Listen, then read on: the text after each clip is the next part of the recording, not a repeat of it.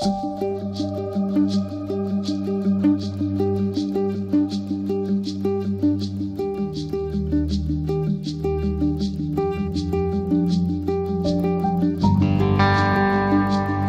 I gotta tell you, cold steel Laredo Bowie is my greatest guilty pleasure.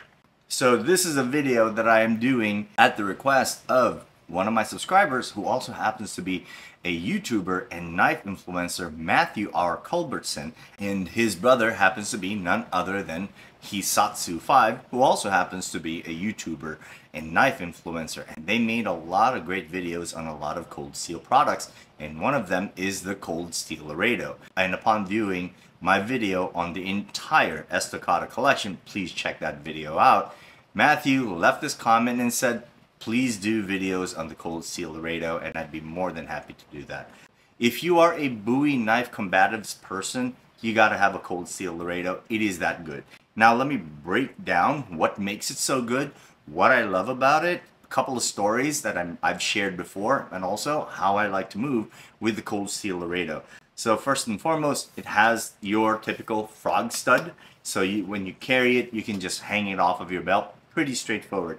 I've had a lot of people say over the years that the wire tang construction, so what you have here is a half tang knife, and then there's this copper wire that runs through the handle, and then it is attached basically to a bolt at the bottom, and that bolt is secured here. Frankly, in all the years that I've seen on forums and I've seen on YouTube, I've never really seen a video where it's like, oh my gosh, it came loose. It just hasn't. It is a cold steel, so it's super sharp and really super durable. The handle is made of paca wood. Basically, it's faux wood, it's plastic, but it feels really good in the hand. But everything about it just says classical Bowie to me. I absolutely love it. But why do I really love it? You have this sharp and false edge, wonderful, really pointy tip, and really sharp edge over here. But really, it's about how it moves. I am an owner of some of the best Bowie knives ever made. I was on the phone with Bill Bagwell when we were talking about building out my custom bagwells, and he had actually, just as I was speaking to him, he had just received the package from Lynn Thompson, and it was a prototype of the Cold Steel Laredo. Of course, I had to contain my excitement because I wasn't about to tell Bill, oh, I'm gonna go ahead and get that, because I didn't want him to feel like, well, wait, you're gonna abandon the project now. No, I'm not. I just like having a lot of Bowie knives.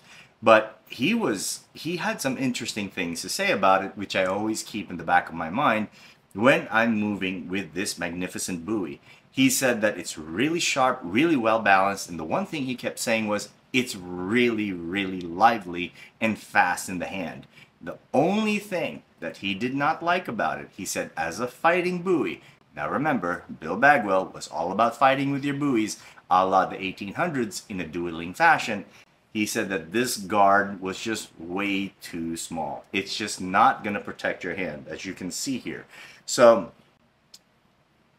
I keep that in mind when I practice with it, but it's not like I'm ever necessarily going to be in the 1800s, time travel, and all of a sudden go, I will go to the 1800s so that I can duel with my Bowie knife. I'm just not gonna do that. And also number two, I can't do that. But he does make a good point, because by the time you're using a knife in a combative context, you're gonna need to be able to protect your hands somehow. I think there are ways to do it just because of the sheer size and length of the Cold Steel Laredo. So I don't think we have to necessarily worry about that too much. What I think we ought to worry about is in terms of hand protection, in terms of movement.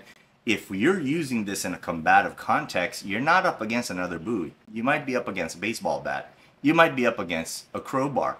You might be up against a lot of things where that hand protection might really come in handy. That said, that wire tang construction and that smaller guard, I believe, actually helps make it one of the liveliest Bowies I've ever had the pleasure of handling. In fact, I own 3 of them. That's how much I love them. The angles on the handle here, they're relatively severe, meaning you can really feel that angle switch, so it helps secure it. It helps give you some indexing, and it's pretty comfortable to move around in the hand. It's full enough in the hand so that you can index it with your thumb, possibly flip it. So now you're also in this edge up position. It doesn't line up as well as I would like. I would have to be in this position in order to make it work, but it is possible to work with it. So I'm going to be moving around with it. I really hope it's something that you enjoy. Thank you for letting me share. If you are an owner of the Cold Steel Laredo Bowie, you've already won the lottery in the Bowie Knife Combative Sweepstakes. It is the fastest and best production Bowie I've ever handled, and this is coming from an owner of several Bagwell Bowies custom made for his skeletal anatomy. I will tell you that that coffin handle makes this Bowie knife an exceptional snap cut machine. So I'm going to show this first moving with the wrist and then from the wrist and elbow, but the entire execution is the combination of both the wrist, elbow, and then the shoulder. The reason why this is important is because Yagyu Minonori focuses on this in his Shinkaguryu book with regards to moving the samurai sword. The same mechanics is applied with the Bowie snap cut. So notice that I'm opening my hand first from the wrist, then closing it when I extend from the elbow, and then from there I extend from the shoulder. All I need to do is add some footwork, and all of a sudden I have a very fast snap cut. This is one of the important mechanics of executing from the Bowie Knife Combatives curriculum, understanding the upper body arm-centric mechanics and combining it with the correct footwork.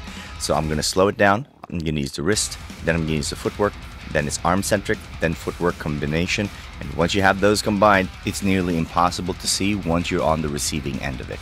So from this distance, you'll see me set it up with some slashes and some Bowie back-cut combinations. And then after that combination, I fire the snap cut followed by the footwork.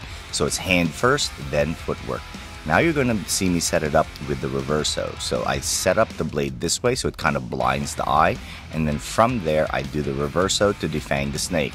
So when I'm setting it up, I'm defanging the snake, trying to hit his hand. And as that distracts him and occupies the low line, I can fire that snap cut after I fire the reverso.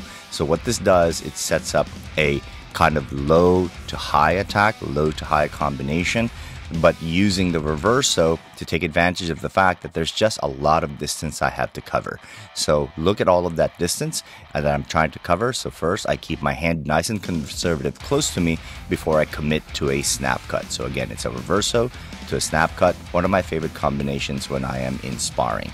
But that also allows me to set up these longer lunges to cover a lot of distance. So now when I'm going to be moving with it, something I want you to notice about the Cold Steel Laredo is that coffin handle. That coffin handle actually allows me to make very efficient snap cuts. So the way it's designed is that it allows me to use my index finger and my thumb to create a lot of that snap cut initiation. It's very unique to the coffin handle, but also unique to the design of the Cold Steel Laredo.